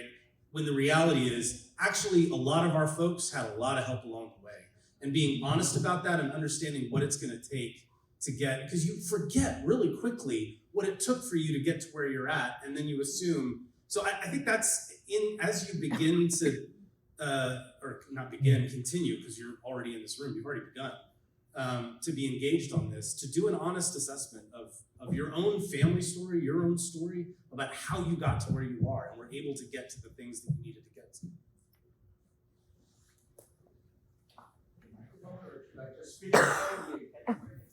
Yes. My name is Steve Miller. I'm running for Congress, and I have a question about what you think the federal government can do more of to help with this problem beyond Section 8 housing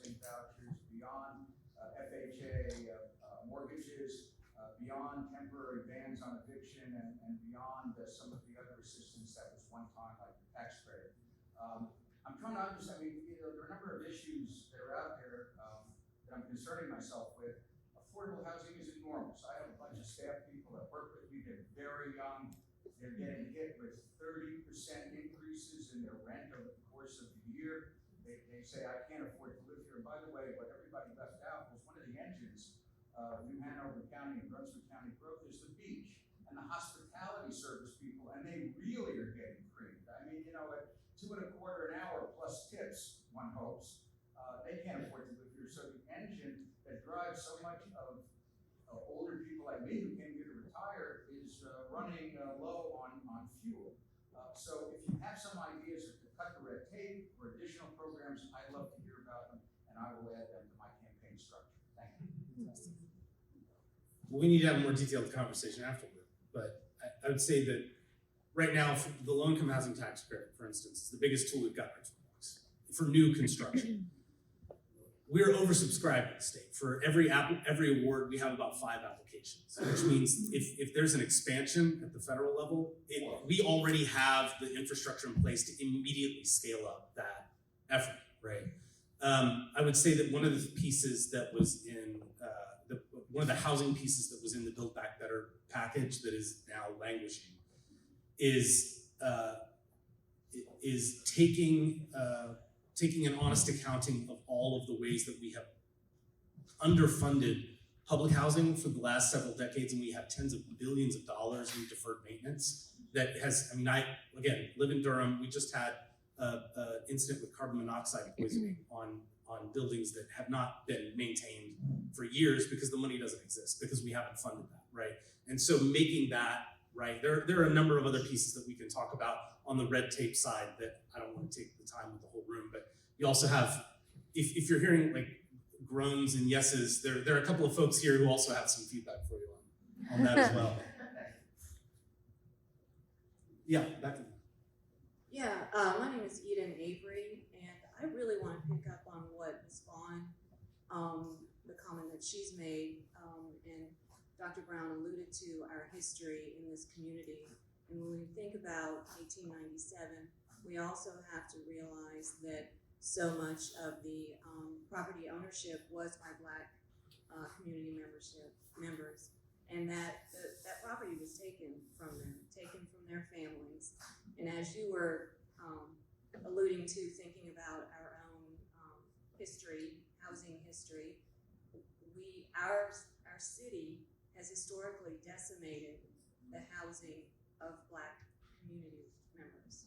And so I think it's just crucial that we can't shy away from that. We have to realize what has happened in our community. And in fact, the 2006 report that was commissioned to explore the insurrection of 1898 had recommendations specifically around housing reparations, essentially. And so I think that is just a crucial piece of this conversation that we cannot ignore.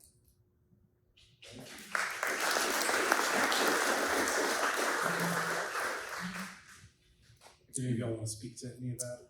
Well, I was co-executive secretary of the 1898 Centennial Foundation in the centennial year, and wrote Moving Forward Together, A Community Remembers 1898, which was the book that was commissioned to be unveiled during the dedication of the park that we were able to put down at 3rd and Davis Streets. So I'm very familiar with it. I think it is a given that there was the loss of land, whether by force or by choice, because, you know, do you want to live in a community where you have been run out? So I think that is a very important consideration. But I think today we've got some people who are on the streets. I think that they are, again, just a paycheck away from being on the streets, if they aren't already. And we need to propose solutions for today, for the people that need housing today. I'm gonna go home, I'm gonna sleep in a bed, and I'm going to reflect on 1898, of course, was a very pivotal year here. But I am more concerned about people who don't have a place to lay their head tonight. and they include all people. And so while I certainly have an understanding of and deep appreciation for the work that the Centennial Foundation did, and a complete understanding of the legacy that it's left, I think that most of us are looking for solutions to how do we put heads in beds tonight. And so that's just what I'll say.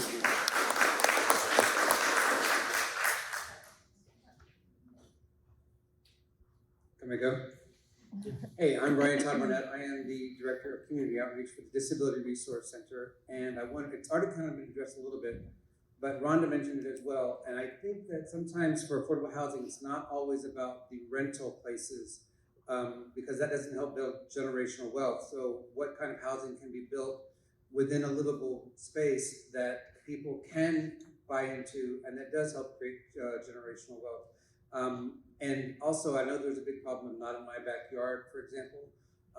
And just recently, I think near our office, the old Baymont Village or some hotel had been up for sale, 200 and some units, which at its asking price right now is like $30,000 a unit. But if those kind of places where they are centrally located, they would be near all kinds of facilities, be near health, near education, they could be near transportation. If that's not available for people to actually buy into and say, could this be purchased by a group of people who are committed to it, for example, banks and healthcare, that it would create, while not 2-bedroom apartments, but it would be some kind of livable space that if somebody could buy into it for under $80,000, then it does become a place for them to live, work, and travel within the space that, if the costs were kept low, would then be able to create some kind of generational wealth for somebody.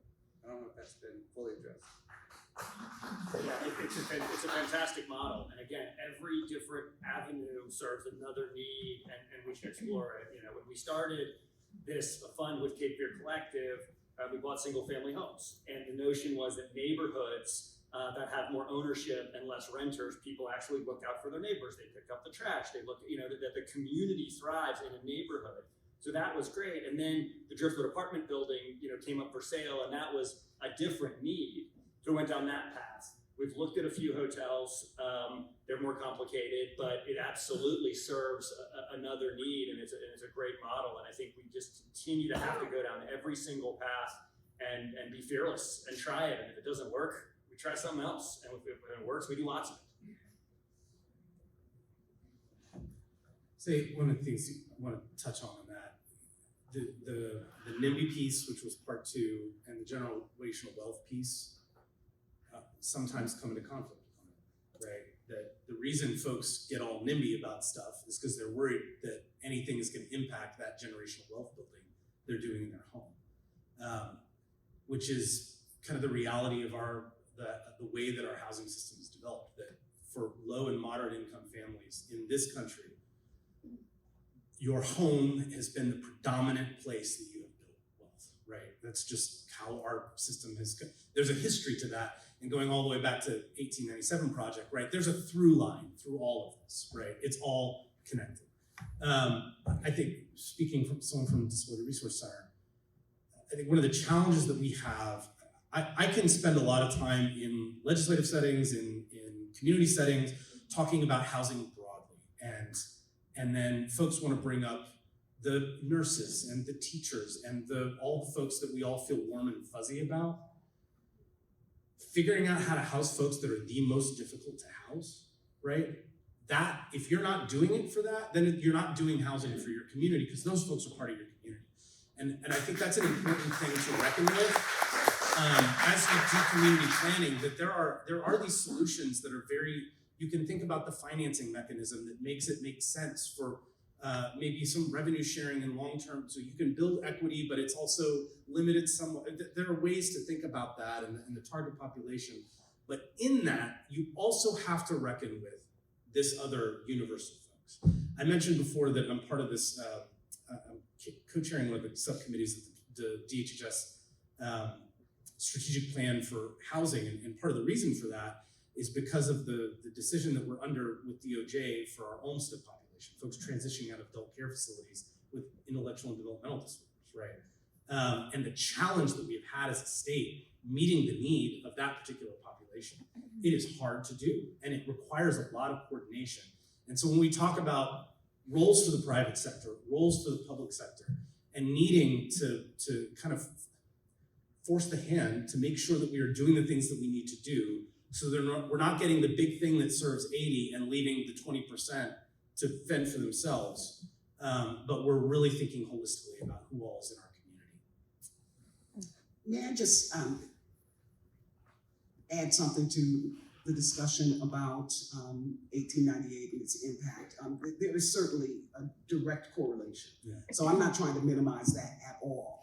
And I think that the way that plays out is that the availability of starter homes are in communities that have been underserved. Yeah. So people don't want to move to those communities. They want to move to the places that have the granite and the stainless steel refrigerators, because they don't want to be in those neighborhoods. So if we're looking at it holistically, then I think it's really crucial that we bring that into the discussion. But I think, at least I'm such a pragmatist. I want a head in the bed. I want a plan. I want a website. I want an application. And I think that that's what many of us do. We want to make certain that we're not just talking about it, that we are really creating the unique solutions that are going to be required to solve this problem.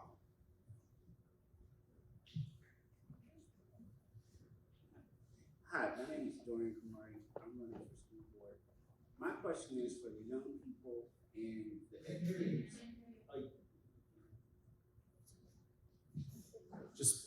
Just hold it up. Yeah, okay. yeah. All right, my name is Dorian Kumari. I'm running for school board. But my question is really geared towards the young people and the educators. The meantime in between time. Because I look around this room, I go around other places, and I'm usually the youngest person there. I'm 30. And, it goes back to housing. A lot of my friends that I know, they live in Raleigh, Durham, Charlotte, military vets, and they live there because housing is better. And, they ask me, well, what do you do when you go to these places? Nobody's there your age. Who are your friends? And I tell people all the time, my friends are usually 45 plus. Those are my friends. So, meantime, in between time, what are we supposed to do when it comes to housing? Are we expected to just hold on and wait? Because according to this data, we're going to be losing more young people. And those are our people that are going to be our educators, our firemen, our police officers, to take care of the next generation. But we're losing them, and we're losing them quickly. I mean, the other day I talked to an educator who's about to be evicted. And she said she's transferring over to Brunswick County. Every year I meet an educator who's leaving to go to Brunswick County because they can afford to live there. So I just want to know, what do I tell them? What are they supposed to do? Just hang on and wait and wait and wait? I mean, some of them are experienced teachers, they're great teachers, and they're just hanging on, and the same thing is, you say, you're not doing this for you, you're doing this for the kids. And sometimes that gets old. Thank you. Yeah, thank you for those comments, Dorian. What you're describing is a phenomenon that, to go back to a medical analogy, the cancer is in the body now, right? It's small. We can treat it completely. And the sooner we do it, the better, right? Because what you just described is the bad side of the story that I was talking about earlier. It's already happening, right? These people, that middle-aged group that has to raise children here is leaving because of these absences of opportunities. So I think what you really gave us there was a true call to action, right? Like Rhonda said, a part of this problem is to get a head in the bed tonight. A part of this problem we'll solve in a generation or more. And then there's all in between, which is where Huntley is talking about the multiple different pieces of this that come together. And that's really where we are. So it was a wonderful call to action. This problem does have to be, we have to make progress on it starting now. And talking about it ain't gonna help. action. It's about action. And so I think that's really the call that you just gave, and I appreciate that. I'd also say, just for teachers, from a pragmatic standpoint, there are programs out there's down payment assistance for first-time home buyers out there that you can access through the finance agency. There are little things out there, and that's part of kind of what we're gesturing toward is some of the solutions and a lot of the partners that are the answer are doing some of this work. They exist, they're just not operating at a scale to meet it at the scale that it exists, right? And so I would say that. And the other thing that I would say around that, and this is part of this connection, right? You can have a subsidy, a thing, right? Whether it's down payment assistance, whether it's rental assistance, whatever it is. But if your housing costs are going up, that thing is not going to go as far. And so part of what you need to reckon with is also the land use policies that set the table for what kind of housing and do we have enough of it, right?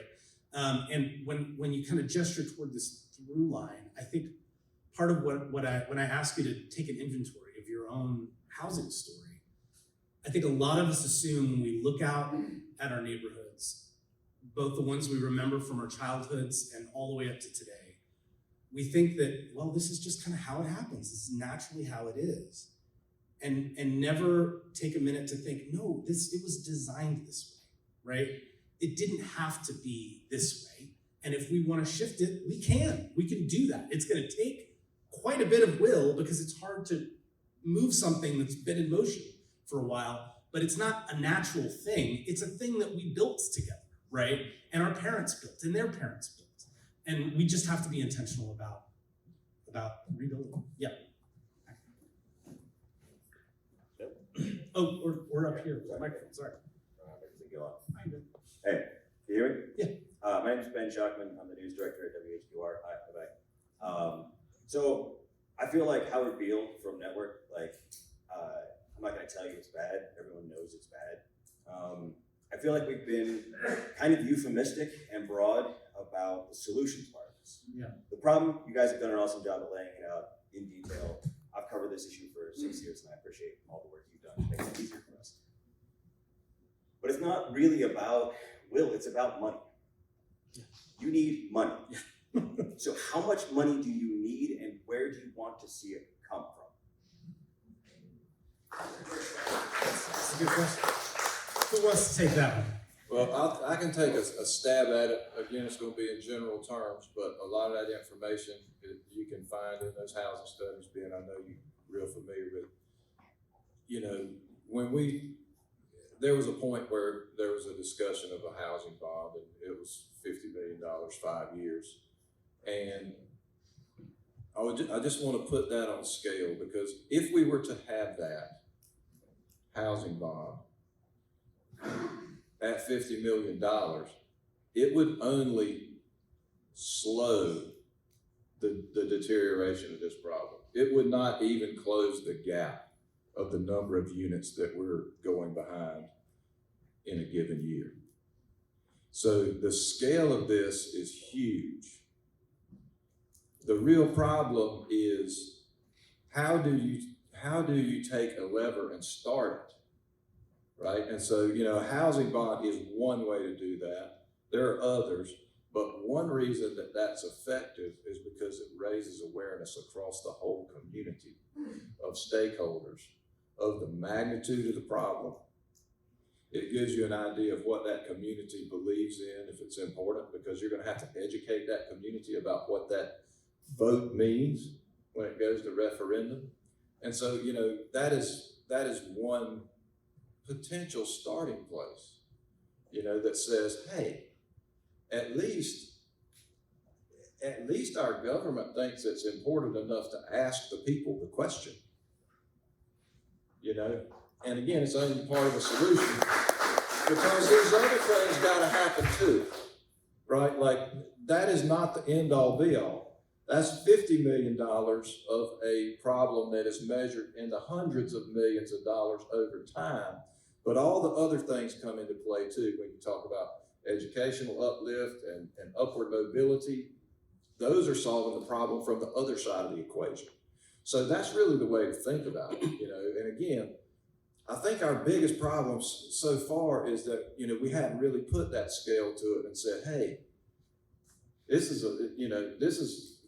cancer's not just in the body, this thing is advanced, right? It's not just gonna be a simple operation to cut the cancer out, cancer's gone. No, we're gonna have to cut the cancer out. We're gonna have to give chemotherapy. We're gonna have to give radiation. It's gonna be a whole lot of different ways to see if we can cure this problem. But it really starts with that statement of, wow, this is really important, and having the humility to say, maybe we underestimated it. I think that's where we are. I think it's also having the humanity to say that we have shortchanged ourselves, basically. If we have, we live in a community where our children can't even live because they can't get a decent wage to afford a decent house. So I think that it starts there as well. I'm chair-elect of Arts North Carolina, our statewide advocacy group, and we realized during COVID that our arts organizations, it was a profound disruption for everyone, but particularly for the arts. We were the first to be shut down, the last to open up to, by the way, I'm in Footloose tonight.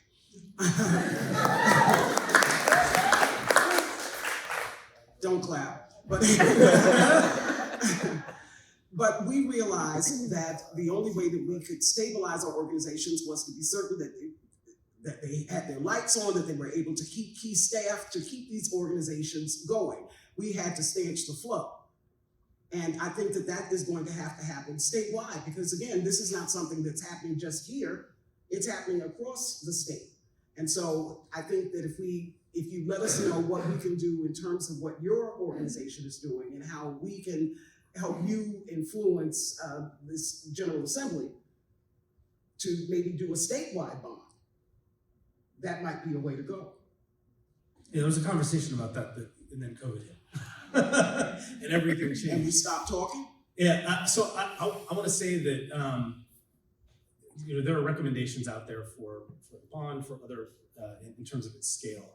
I want to gesture back again, having been at a Habitat affiliate, that often when you, at the end of the build, on the sign out front is, here's the homeowner and here's the sponsor, right? Let's say X bank, right, just paid all this money. The reality is there was CDBG, Community Development Block Grant money, that helped pave the infrastructure to get that going. There were AmeriCorps volunteers, that's a federal resource, who ran the volunteers on the build site. When they closed, they may have gotten a second mortgage, so immediate infusion of $25,000 from the finance agency from federal home dollars so that they could immediately put back into new homes. All of that kind of laid the groundwork for the private sector to come along and say, here's what we can do, right? But what paved the way for that was a public sector investment, and I think that's right on, right? Like, you set the priority, you lead the way in your community.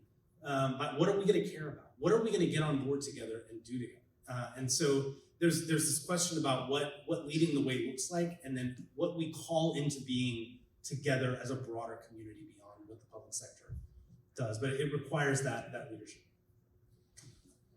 I'm gonna turn it over, y'all. It has been great to see you in person.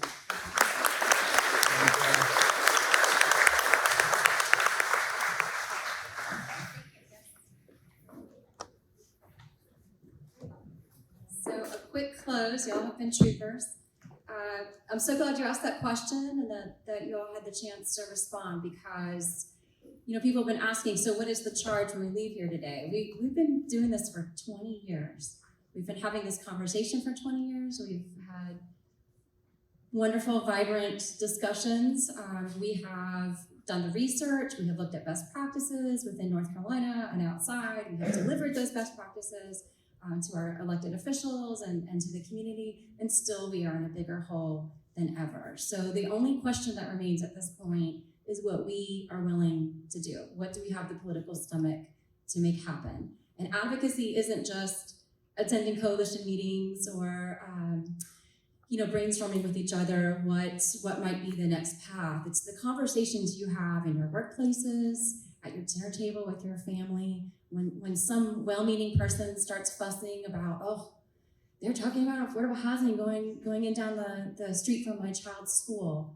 those are the conversations where we need you to step up and say, oh, but you know, we need affordable housing in all forms, all throughout our community, not just in certain neighborhoods or certain parts of town, not just in certain counties. This is, I know today has been very Wilmington, New Hanover focused, but this is a regional crisis, and it is increasingly a crisis in Brunswick and soon to be Pender County as well. So just implore you to think about advocacy in your everyday life as well, speaking up for these things. And it's 2022. It's a big number, and you can disagree with the number, especially if you think it's too low, but I would suggest that immediately in 2022, we need to figure out what is our commitment for at least $100 million behind this issue. Because $50 million was the initial goal of public investment that we had hoped to leverage with private dollars, and that can be done. The only question that remains is, are we willing to be that bold to really address it?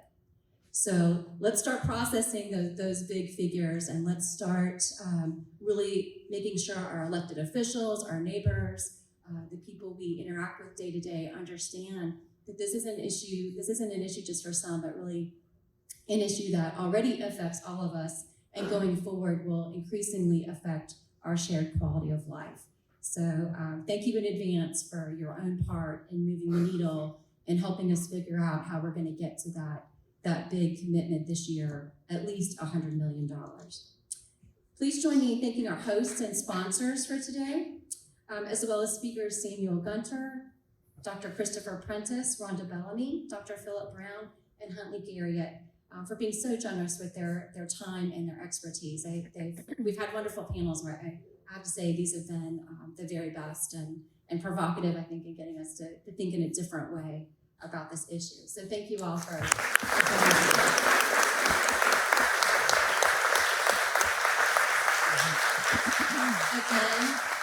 Again, we encourage you to stay connected with the Cape Fear Housing Coalition.